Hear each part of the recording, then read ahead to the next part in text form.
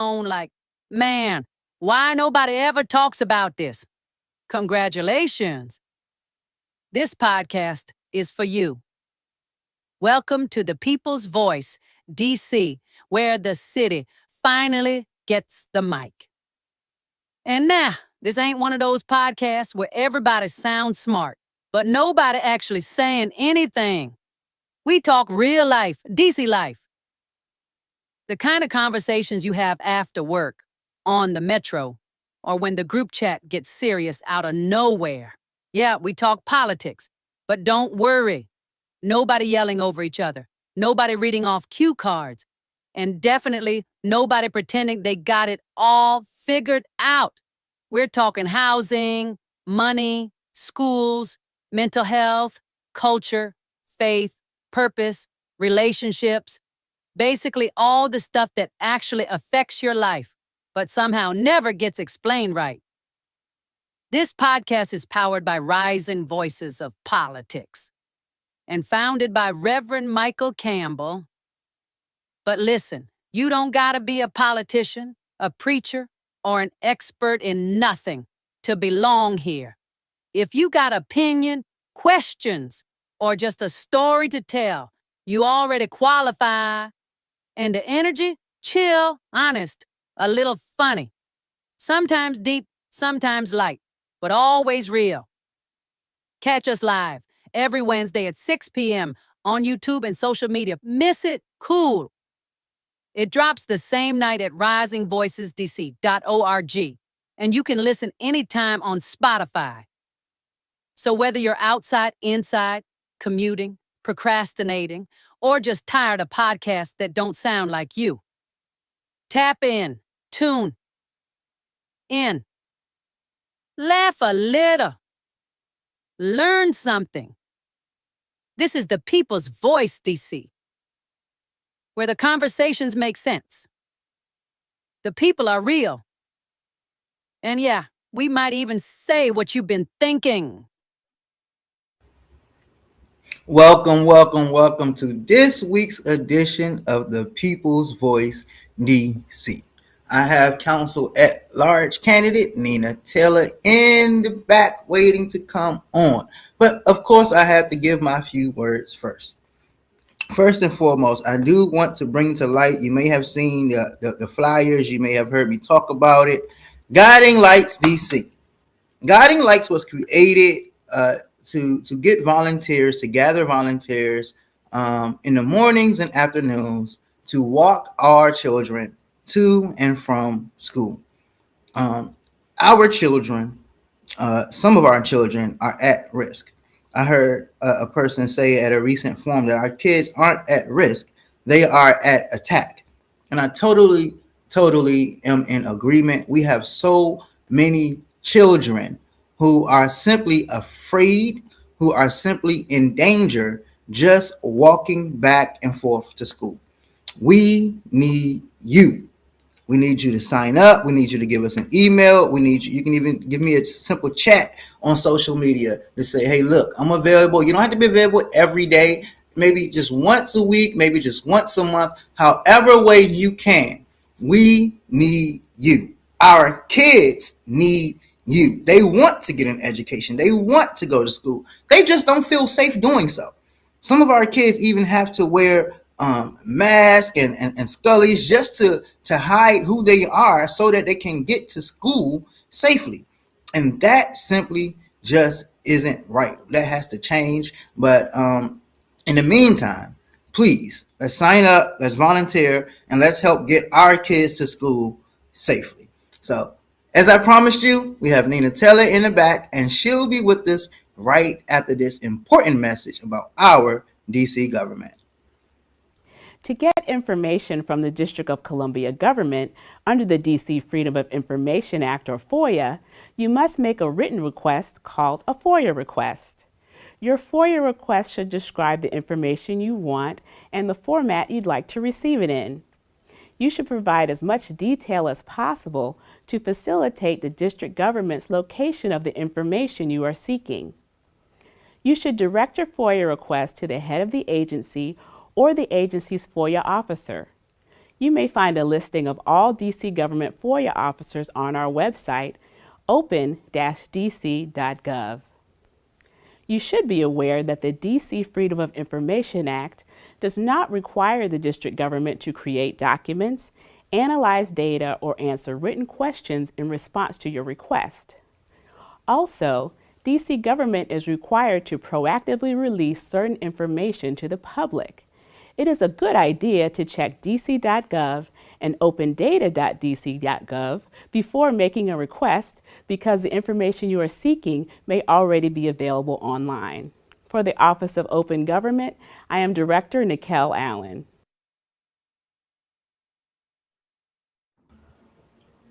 Welcome, welcome. How are you doing, Oh, Madam Taylor?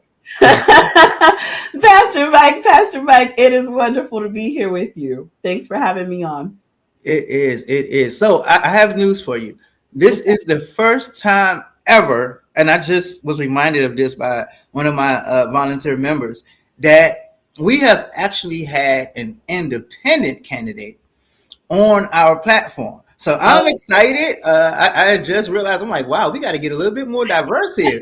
Like, we have never had an independent candidate. And so, I'm definitely excited about this. There's a rumor that DC just doesn't like independents, and we are only for Democrats. There was a great ranked choice voting initiative that we actually passed, but that didn't fully get implemented.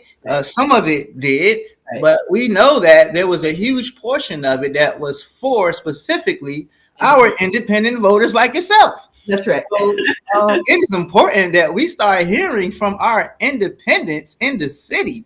So how are you? Tell us about you. Tell us what motivated you to say, hey, look, you know what? I'm going to run for this government seat, our District of Columbia Council at Large seat. And what actually caused you to be an independent? Yeah, so I'm going to start by saying something you won't ever hear me say again, but I got in this race because of you. Wow. I am asked like 8 times every week for like the last several years, Nina, you should run, you should do something, you should run. And I was watching your interview with Gary, and I was answering all the questions you were asking him. And I think I always needed that little bit of push, but watching that show did teeter me over to like run. And so thank you for this show, this platform, and really asking the tough questions of all the candidates. I really do appreciate it. But the reason I'm in is because I'm ready to just lead and to go about things a little differently and really bring in another strategy, another angle. I am not part of the Wilson building bubble.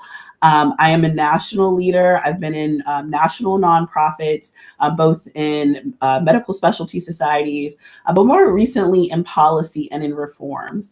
And I'm a systems person, right? I'm a strategist and a systems person. And there's so many things that work really, really well about DC, but there are other things that in this crossroads that we're in, we need to either innovate or iterate, right? But we can't continue the status quo. And so I have worked as a nonpartisan leader.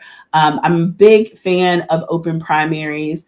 And as I was digging into election reform, you kind of see how the system is broken, right? You're seeing that essentially what the framers of the Constitution were thinking about didn't take into consideration the millions and millions of people that might have different ideology, right? Whether you're coming at it from a policy side or moral standpoint, nobody fits in just one of two camps. And there are these rises in kind of the middle lane, whether it's Green Party or Libertarians or Forward Party. Like there are a lot of folks that do not see themselves in either one of the major parties.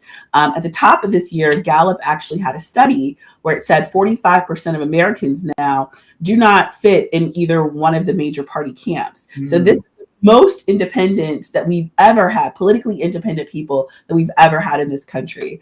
And really it is less about ideology, more about how things should work, right? And so instead of getting stymied in between an issue or two, how do we move things forward, right? And so that's kind of where I jumped in as a nonpartisan leader.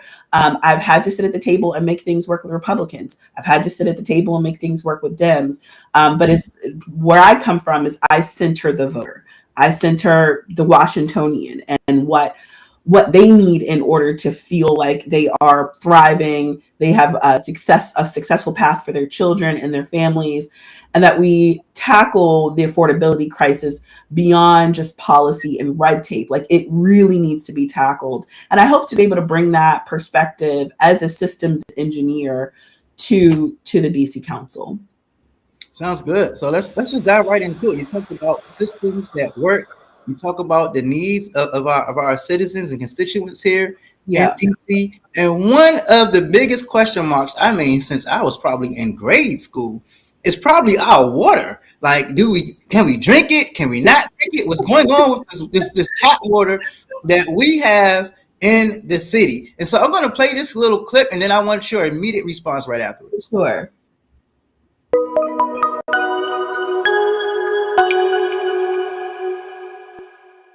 Hey guys, this is Matt. I'm one of Hydroviv's water nerds, and in today's episode, we're going to be talking about some of the problems that we found with Washington, D.C.'s tap water.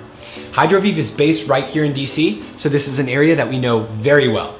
Let's go full-on water nerd and talk about D.C.'s water.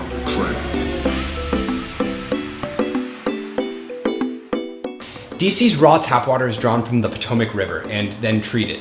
D.C. Water is then responsible for distributing and monitoring the water quality. The 2017 DC Tap Water Report gives us a lot of information. There's a few things that we'd like to talk about today. One of the main problems with DC water is lead.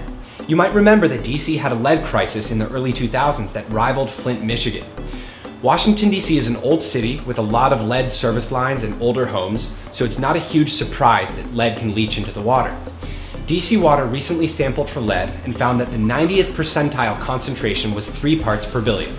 2 samples came back at over 15 parts per billion. If you live in DC, we recommend you check the link in the description and take a look at this map to see if your home has a lead service line, because older homes are most susceptible. You can also contact DC Water for a free lead test kit. We'd also like to talk about chromium-6. The Erin Brockovich chemical was left out of the report entirely because it is not currently regulated by the EPA, despite being a carcinogen. The data show DC's chromium-6 levels are roughly 4 to 5 times higher than what the state of California's toxicologists have determined to have a negligible impact on cancer risk. Finally, the 2017 report showed several herbicides are present in DC's water. While they weren't found at toxic levels, atrazine, dalapan, and simazine were all detected. It shouldn't be a huge surprise seeing that we draw our water from near the end of a river, so there is an opportunity for agricultural runoff to enter the water supply. Washington, D.C. is Hydroviv's backyard, and the filters that we sell here in D.C. are actually optimized for D.C.'s water. Hydroviv is the only water filter that uses this approach. All the other guys mass-produce one-size-fits-all systems. You can learn more about our water filters by clicking on our website below, and also make sure to hit the subscribe button so that you can learn more about ways to fix your home's water quality and to get water quality alerts. Until next time, Water Nerd out. Shout out to our water nerd in DC. And listen, my man was representing the Washington Nationals. I am excited. The season is coming up. I can't wait to get tickets. I want you to hear this, Council Member Felder, my council member that's always giving away tickets, but I never get selected. I want to get tickets to the Nationals game. So, I mean, I just signed that. Water. I'm sorry, what you said? So, what are your thoughts on our water? We know that there was just a sewage leakage in our Potomac River that's been made a big deal of. Who should pay for it? What's going on with it? Yeah. But even before that, like it's just been at one point, we were comparable to Flint, Michigan. So what are your thoughts and what would you do as a council at large to help fix the issues? Yeah, I think that the rollout of the replacement of the pipes definitely could have been systemized in a different way, and really communicated with folks like what it would take to, maybe even dig up their front yards. And I know that they had people kind of come around asking about, replacing pipes, but that really needed more education before, going door to door. And then I do think that DC, I know that there's a current push to establish like a secondary drinking water source. That's something that I would want to learn a little bit more about and would support. I don't think that in a situation where we had just in the Potomac, that not having a secondary or a backup source is something that we should not consider. Like, we definitely need a second source. And then I do think that there have been some groups that have been able to provide families with like filtered water pitchers, right? And so making that kind of a staple, especially in the wards that might not have all their pipes replaced yet, but giving them everything to make sure that their families are healthy.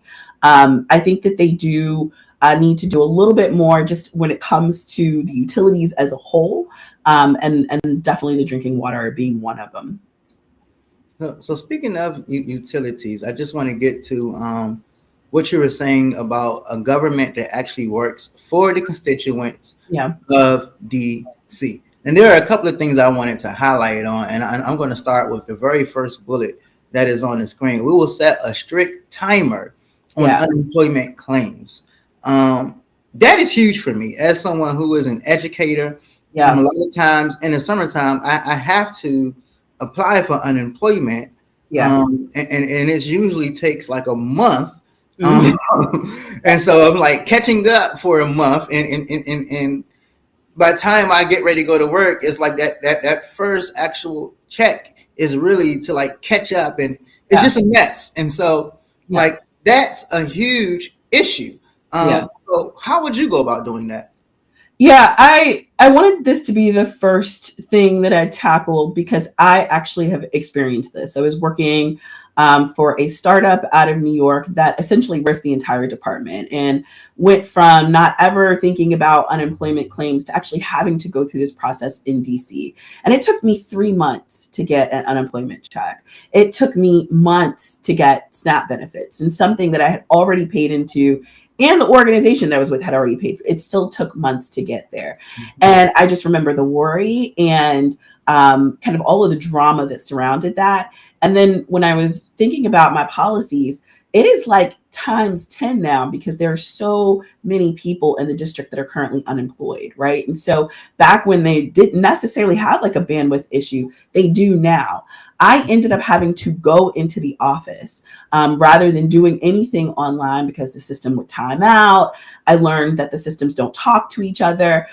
It's very antiquated. And when you are left with delays, that to me starts to creep into equity, right? Like if I'm not able to pay things on time, if it's starting to impact my credit, and a lot of this is being done without thinking about the end user, without thinking about what that person is going through. And so they just need a system upgrade. That's kind of what I learned while I was sitting in there because I was asking questions while trying to figure out like, when am I going to get this? And so I want to tackle efficiency. I want to integrate systems so that they talk to each other, build out dashboards for transparencies, and hold folks accountable when they aren't delivering. Yes. And here's a good word: real teeth in oversight. Implementing automatic triggers for agency audits and leadership reviews when performance targets are consistently missed. Let me emphasize consistently. Consistently missed. That's a huge problem. It's no secret that our council, and I feel like we went through this the last couple of elections, talking about the lack of oversight from our council over these agencies. How are you going to fix this? It seems like everyone is running and they're talking about how they will perform this oversight, how they will do this oversight, and they get elected and then there's no oversight, and so, I've even made calls to people and it's like, yeah, we'll get back with you. And if I'm not like, somebody's mother just constantly harassing and calling and emailing, then I don't even get a response or get the effort, should I say, Yeah. that it deserves. So how will you do this? Yeah, I've only made data-driven decisions, right? And so in order to have data-driven decisions, that means you have to audit, you have to evaluate, right? Like sometimes you might have to have qualitative conversations and quantitative conversations. Taking a deeper look at contracts, right? If there's somebody that is getting the same contract year over year, but they don't have any outcomes metrics into like how they're spending the money or the caliber of the buildings that are being built, like all that data feeds into conversations for oversight. And it's not just a once a year type of thing. This is a constant conversation. I think the contracts and the oversight, that's a relationship, right? And if you aren't holding them accountable, how do they know what metrics they should be meeting, right? And so I do think that when I mentioned with teeth, it's finally leveraging the data that we have to say yes or no, this contract should continue, or we need to cast a wider net to find someone that agency that could deliver. So basically, are you saying that our council isn't data driven enough? It's hard for me to send any smoke over to the council. But if you were to look at the bottom line, what I found is that everywhere from parents to teachers to, various committees, you have a lot of data there that is just not being adhered to or even considered because it's not reflective in the policy, right? And so I would have to say, like, yeah, we need some more numbers, right? Like some more people to crunch these numbers, but then to drive that research into action. Sounds good. I totally agree. I think sometimes we see data and even sometimes it's ignored.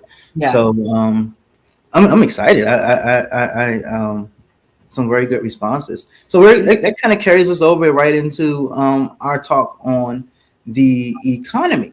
And there are a few things that you talked about. Not a few. There are a lot of things that you talked about that is mentioned on your website when it comes to the economy. But I did want you to expand. I think we might spend probably more time on this than the other subjects, because I just want you to expand on some things that the average voter may not know about, starting with the Supermarket Tax Exemption Act that offers deeper, more aggressive incentives for full service grocers that commit to Ward 7 and 8. Now, I'm a Ward 7 resident, and I moved over to Ward 7. I grew up in Potomac Gardens in Ward 6, moved over there to Ward 1 for a few years, and here I am in Ward 7. Yeah. And I got to tell you, it's a huge difference. Huge difference. I love my ward, but I am so used to being able to walk to 2 or 3 grocery stores. Yeah. I am so used to being able to have a better selection of food. Like I go in a Safeway on Minnesota Avenue. Oh my God. Half the stuff is expired. Yeah. And so like, I think I told you previously before the show, like I'm at a point now where I have to I'm literally at a point where I just order everything, because the grocery stores that's nearby, it just to me aren't worth going to. So explain more about this Supermarket Tax Exemption Act for people who don't know. Yeah, so I moved from the waterfront to Deanwood, and it is a huge difference. I still pay the same amount in taxes, right? I'm still as active as ever in my community, but it's a huge difference. And to me, I just saw a disparity. As a data person, I went on the USDA's site on like what classifies as a food desert, right? So it's proximity. So X amount of miles per urban center, the caliber of food that you're able to receive from the grocer. And not only is Ward 7 considered a food desert, we represent a third of the food deserts in Washington, D.C., right? And so there's a bunch of reasons that I have heard, sitting in ANC meetings on like why there aren't grocers that are kind of coming in. And one thing they point to is not having enough medium density housing, right? Not having enough people to come through to the grocery store, but that still disenfranchises everyone else that's here. And so my take on this is to make sure that there is like tax exemptions that would attract medium to large grocers to come into our community and supply us with great food, right? You have areas in this city where they've got 3 grocery stores on one block. And, here we are, where about 85,000 residents don't have that, right? And so you have to provide tax exemptions and help bring, attract the grocers to the community. Yeah, makes sense. Another part of your economy plan I was looking at, let's skip over to protecting local roots. Yeah. It says growth should not mean displacement. Growth should not mean displacement. We commit to supporting legacy resident protections, incentivizing developers to include space for long-time local vendors, and ensuring that new projects provide tangible benefits like community centers and job training for both new neighbors and those who have lived here for generations. That is huge. Yeah. We have local people with dreams and ambitions of just, they have the tools. The tools are right here. I was just talking to someone who is a DC legend, in my opinion, Kokomo. And Kokomo has been trying to start up. He has an electrician license. He has a facility to train people. He has the tools to get it done. But we can't get any help from the government. There are too many obstacles in place to just simply start training up our youth, and also for them to be able to have a hub or a site so people can come to and say, hey, look, I need this type of work done. I need this type of work done. And he has a brilliant plan, but he just can't get any help. So I'm definitely excited to see that is on your radar, and just expand on that a little bit more. Yeah, and so to start at the beginning, I went away to school. I went to the school in Pittsburgh, and when I came back home, I remember telling my dad, "Oh my God, the city's so different now."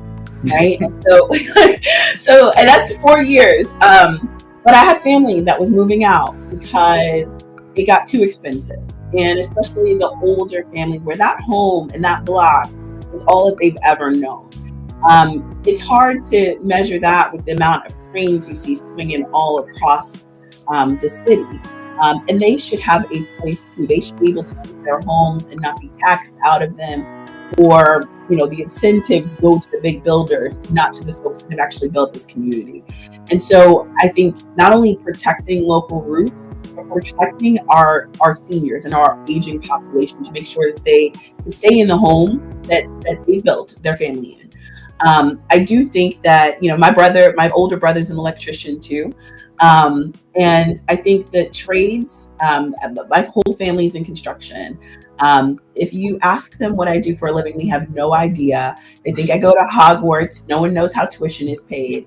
But I think that trades are a great stabilizer in the community, right? If you think about all of the services that you need, from plumbing to HVAC to building up huge apartment complexes, you need the trades to do that. And so what I would hope in my economic plan is to cut some of that red tape so that there are more businesses that are able to pop up with different business models, right? Some of the business codes that DC has are from like the 80s or early 2000s, right? I think it's time to kind of modernize and bring things in the 21st century. And I think that that's the theme through all of my policies, is that it's time for us to level up, right? If we're going to really meet the needs of today, we can't use tax codes from the 80s and systems from the early 2000s. We've got to level up.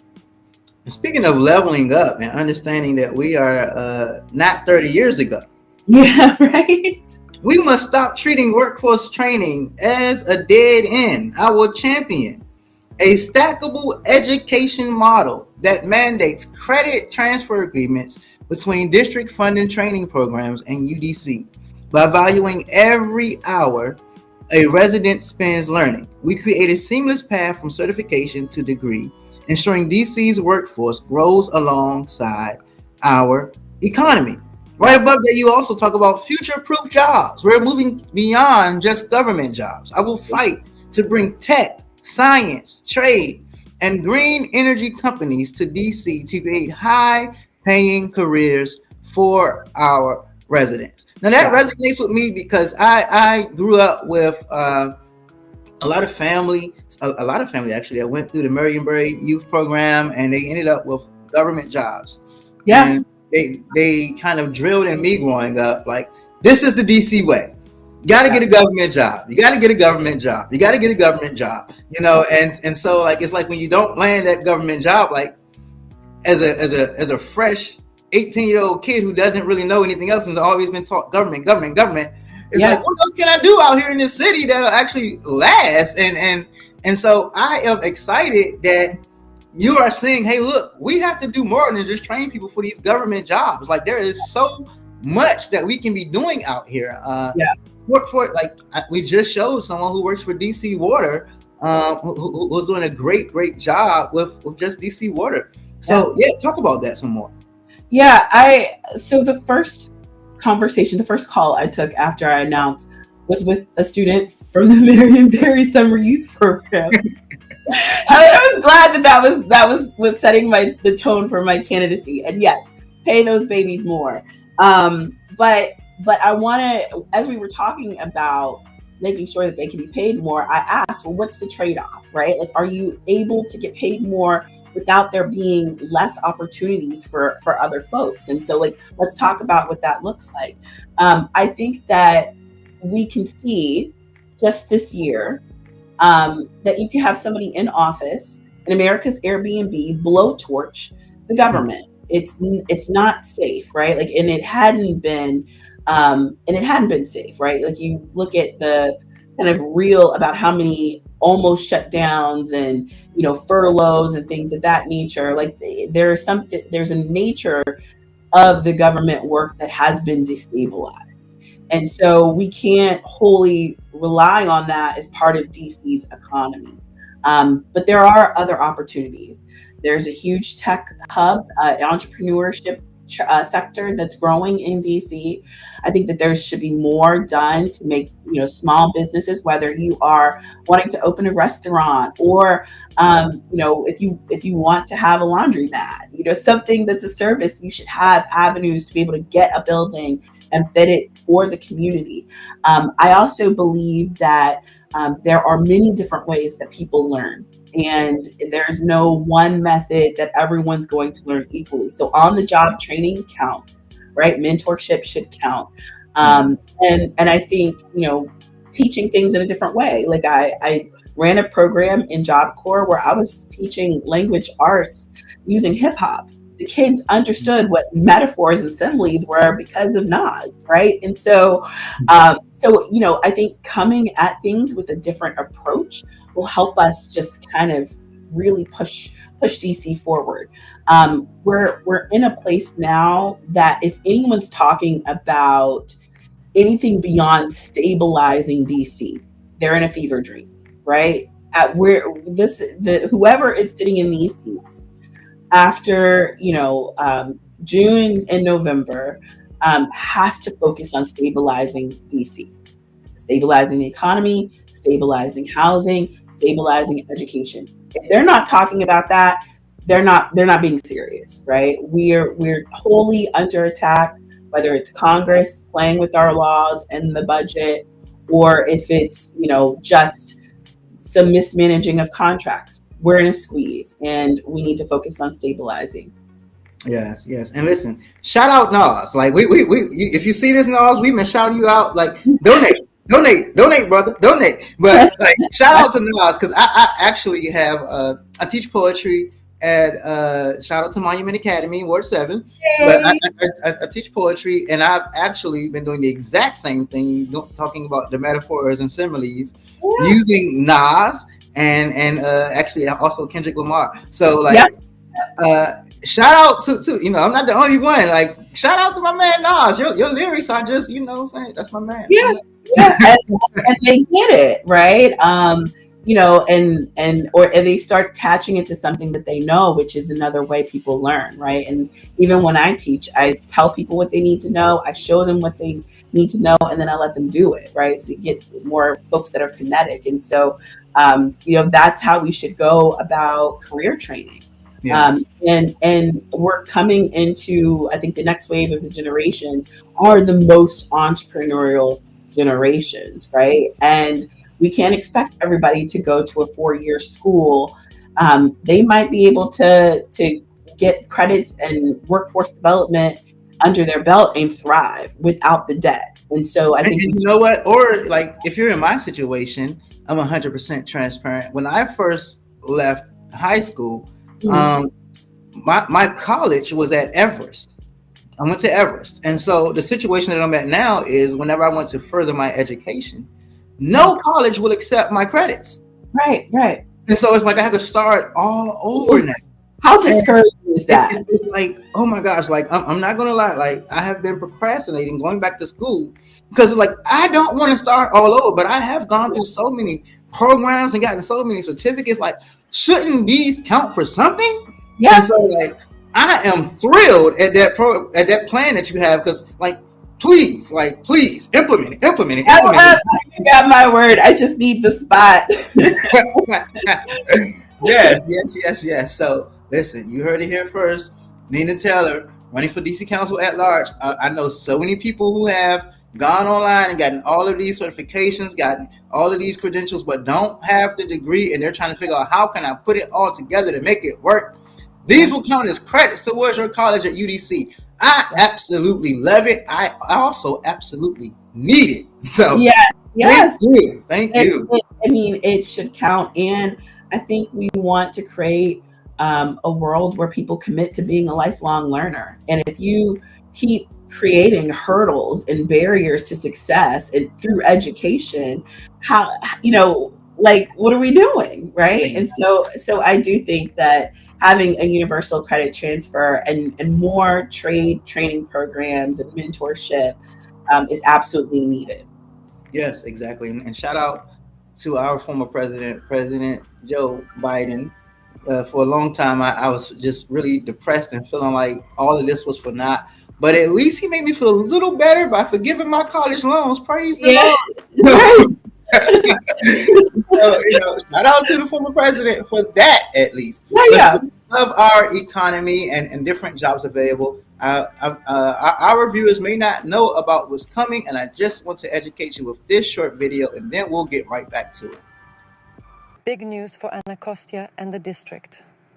A transformative project is on the horizon. DC has announced plans for a world-class wellness resort at Poplar Point, in partnership with global wellness developer Thermi Group. The $500 million, 500,000 square foot facility will be built over 3 years and is projected to draw 2 million visitors annually.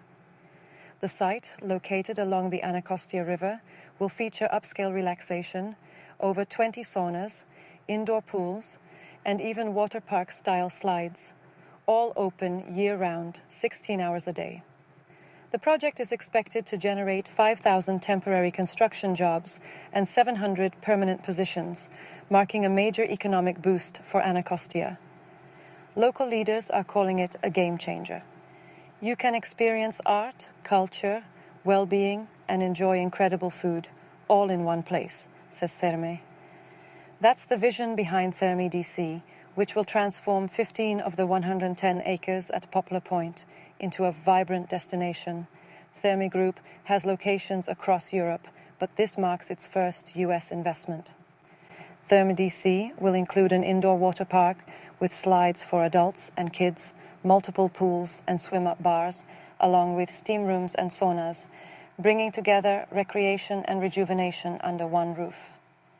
Mayor Muriel Bowser, speaking at the city's annual economic development event called Poplar Point, one of our last great waterfront opportunities on the East Coast. But one hurdle remains. The land is still federally owned and won't transfer to the city until a public safety facility and helipad are relocated.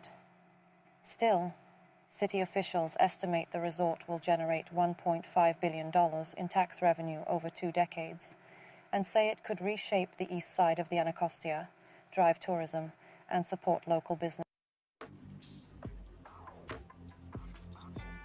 So yeah, that is definitely huge. We're talking about thousands of jobs, and we're talking about hundreds of different jobs other than DC government. I know people who look forward to the spring and summertime because they enjoy being a lifeguard. Mhm. This is something that will open up the door for you to have a job all year round. So, as you said, we still have a few more hurdles, but it's widely believed that we will get to that point, and I'm excited about what's coming to Poplar Point. Yeah, I think that's exciting, but we have to admit that AI video was creepy. That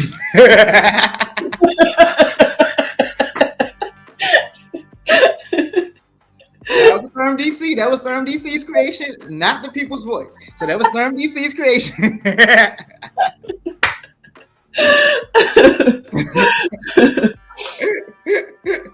I think you're the first person that I showed that video to that said it was creepy. It needs a little warning. It's triggering. See, this is what you get when you have an independent on the show. Like they're not tied to anything, and they're like, No. let's figure out what it is, and let's say what it is. Unbought, unbossed. I love it. I love it. I love it. This is a real independent, not somebody who just switched to get the seat. I love it. You know, no shade, no shade, no shade, no shade, but this is a true independent. The first one. So I'm excited. I'm excited. I'm excited. So let's just go right into housing, which is a huge issue in our city. First off, is the lower rent for car-free living. Listen, I do not drive. I do not own a car. I, as everyone might know, because I make such a fuss about it, I'm probably one of the few east of the river who literally raises hell about bike lanes in the need for them. I am a biker, an avid biker. And so I don't feel like it's fair that my parking spot is included in my rent. I don't need it. I don't want it. And I shouldn't have to pay for it. How much would it save you if it was unbundled? How much is your parking spot? What is 50 times 12? Are you serious? Yes. That's That $50 a month. 50 a month. So $600 a year. Yep. Okay. I would take it. I definitely will take it. Yeah. I when I was in the waterfront, it was about $200 and some a month. And it would just tick up. Like I was there for 7 years. It just would continuously tick up. And so beyond that, it should be unbundled. But then there are buildings that, because of zoning laws, they have to account for garage parking. And so those little numbers start to creep into how much you pay for rent. And so, yes, unbundle the parking, but then investigate those kind of parking zoning laws to unbundle that cost that the builder is pushing over to you. Yeah, and I might add that specifically in that particular part of town, there are people who find interesting ways to make their parking spot make money. Yeah, for sure. Yeah. I mean, you gotta hustle. Yeah, everything is hot. Everything is hot. Do what you need to do. Unfortunately, I'm over in Marshall Heights where I can't make money. Well, at least until 2030, maybe when the football stadium arrives. Oh, for sure. You got to come up. I would be like, Pastor Mac, why are you on SeatGeek? Yeah, because I have a parking spot that I don't need. Yeah. Well, let's get back into housing a little bit more. We're talking about a legacy tax credit. If you lived in your home for 20 plus years, you shouldn't be priced out of it by rising taxes. Yeah. You are proposing a special tax credit to freeze those costs for long-time neighbors. Yeah. That's something that's been talked about for quite some time. We haven't quite gotten it to fruition yet. Yeah. How will you go about getting that in to come to pass? I do think that the stadium resurrects this as something that is mission critical, right? You kind of see what happened with the Nat Stadium and the buildup around Navy Yard. I think it gives some more teeth. Yes, we're excited that the stadium is coming towards 7. However, if you look at the demographics of this community, we do have quite a few seniors that could be potentially priced out of their home because of the rising taxes that we need to protect them. And so I do think that, just sometimes with policy, it takes the right people with the right messaging at the right time. And I do think that we're coming into the right time. Now it's just about getting the right calibration of people. And a huge issue is our unhoused population. For sure. Yeah. I was there. I have to admit, I was there. I can remember actually getting off work, actually getting out of school at Evers at times, and riding the train, honestly, to Reagan Airport, sleeping there overnight, going into the family restroom where I can lock the door, shave a little bit, wash up, change my clothes, and get back on the train and head back to DC for work and everything. Yeah. It's not a pleasurable feeling. No. And some people say, well, why didn't you just go to a shelter? Newsflash, the shelters are worse. Yeah. Let's just be honest. The shelters are worse. At least they were for me. It was unsafe.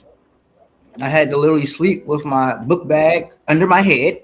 Yeah. Because I'm thinking someone is going to steal something from me. And then you have people there who weren't being properly treated for their mental illnesses. Yeah. Or their drug addictions. Yeah. The facilities were overridden with cockroaches and rats. And it wasn't the best of staff. So what will you do for our unhoused population?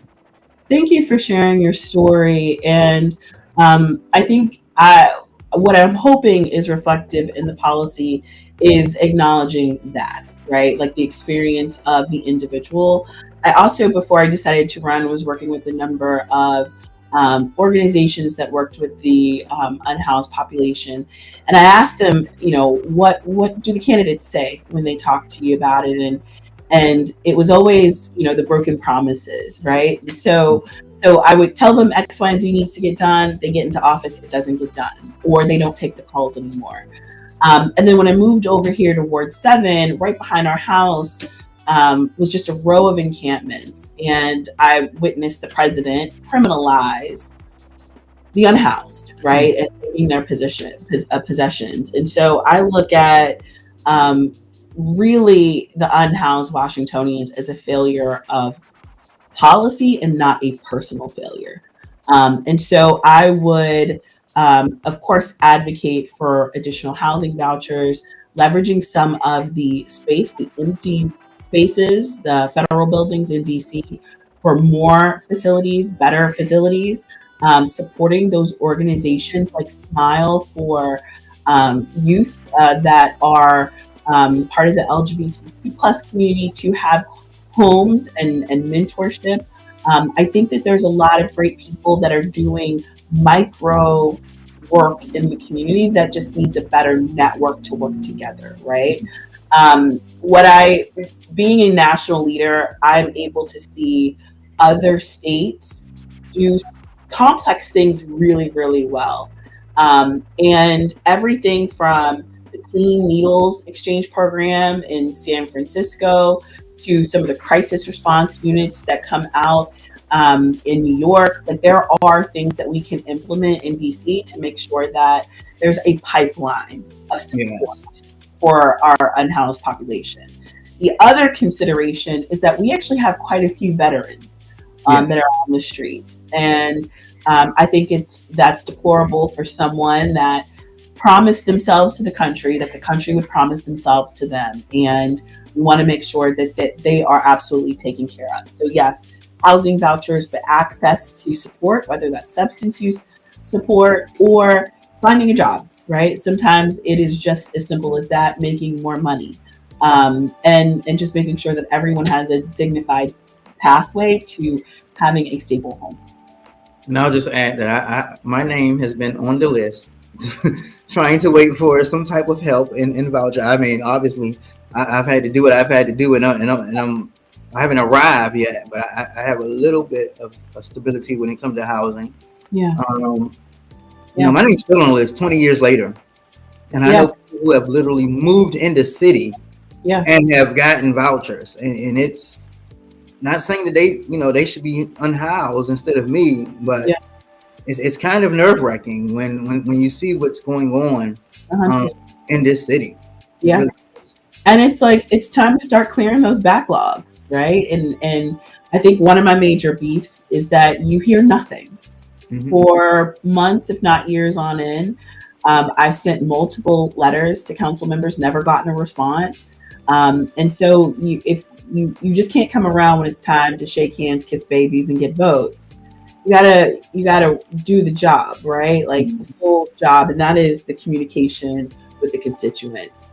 I couldn't imagine not meeting metrics in a nonprofit and then want to keep my job. Yes.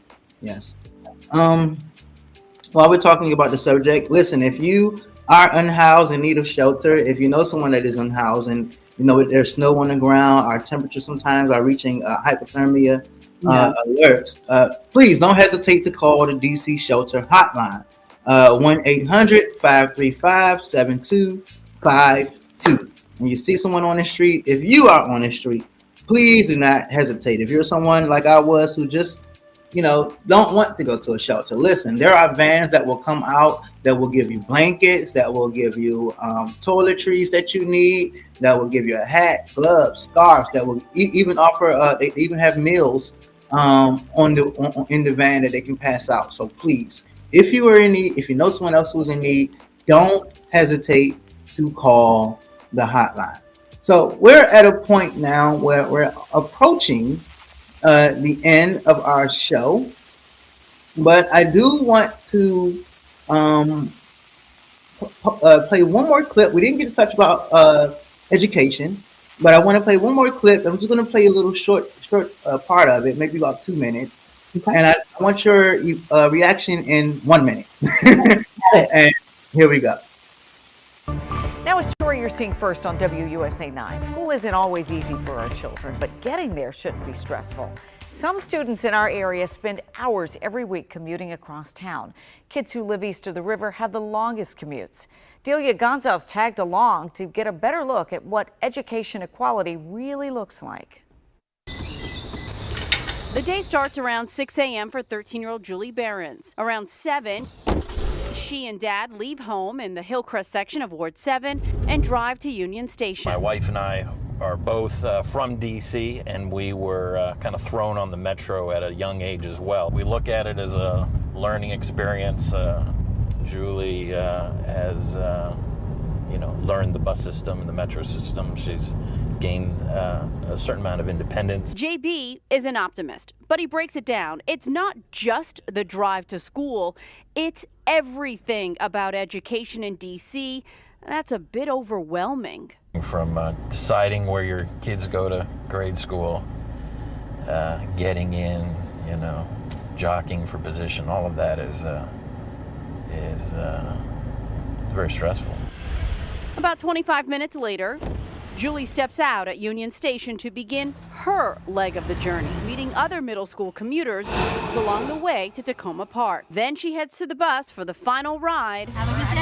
To DC International Public Charter School. All in all, it took Julie just about an hour to get to DCI here in Tacoma Park. That was 3 modes of transportation. Now, to begin my long commute back home. My name is Bailey Moore. Bailey Moore is a senior vocal student at Duke Ellington School for the Arts. School here doesn't even dismiss until 5 p.m. It has gotten easier. Bailey has show choir for another hour or so.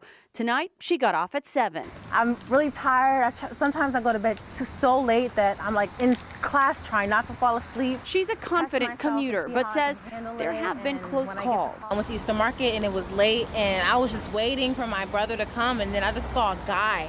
He was screaming at the top of his lungs, like acting really crazy, and it was really scary because he was like coming this way. Sometimes my parents tell me to wait inside the Starbucks until we get you. I also learned you can't have your headphones on when you're walking. In DC, kids ride free, but these long commutes could be costing them.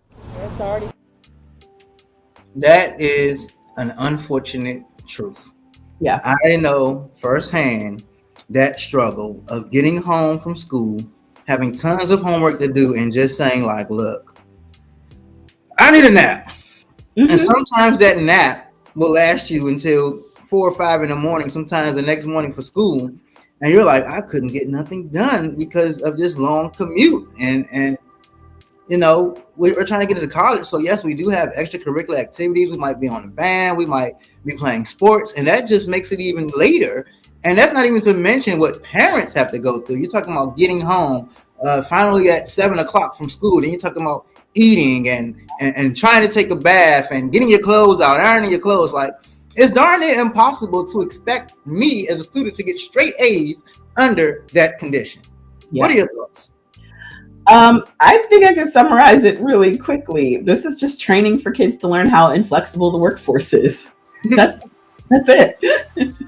No one should have to get up at 6 a.m. to then travel hour, 2 hours to get to school or work, and then have to do all that at the end of the day and expect to, then connect with friends and family. It's just, I think it's training. It's kind of classically conditioning kids to just, this is what you are expected to do, rather than allowing them a little flexibility.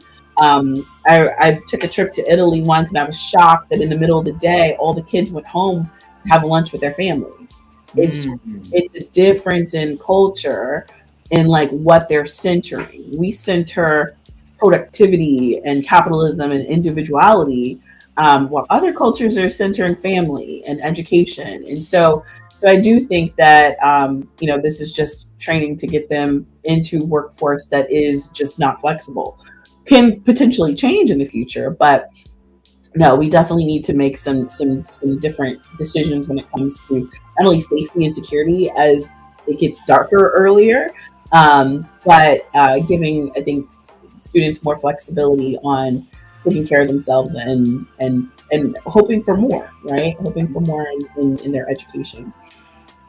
Totally agree. So listen, this has been a great conversation. I enjoyed it. I hate to end. I definitely have got to get out and see you in person. For sure.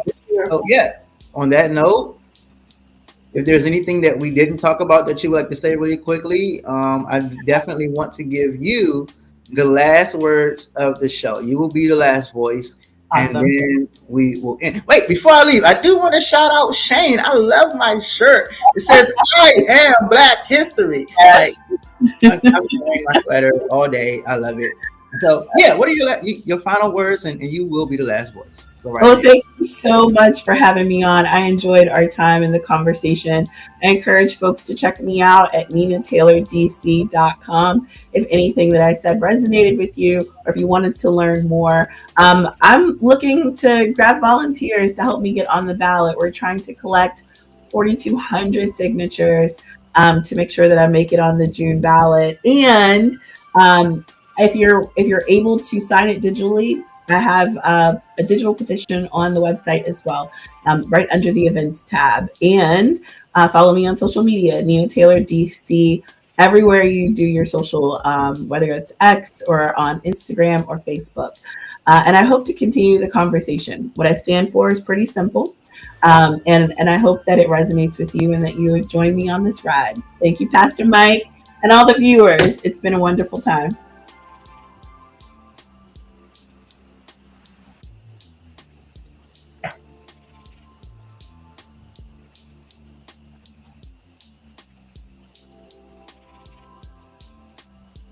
All right, real quick.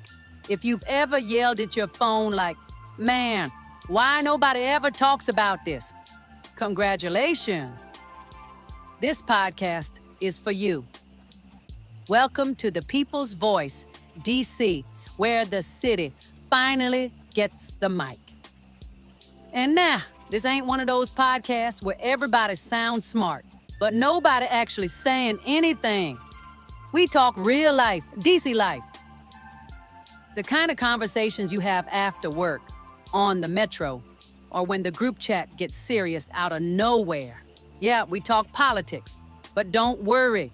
Nobody yelling over each other. Nobody reading off cue cards. And definitely nobody pretending they got it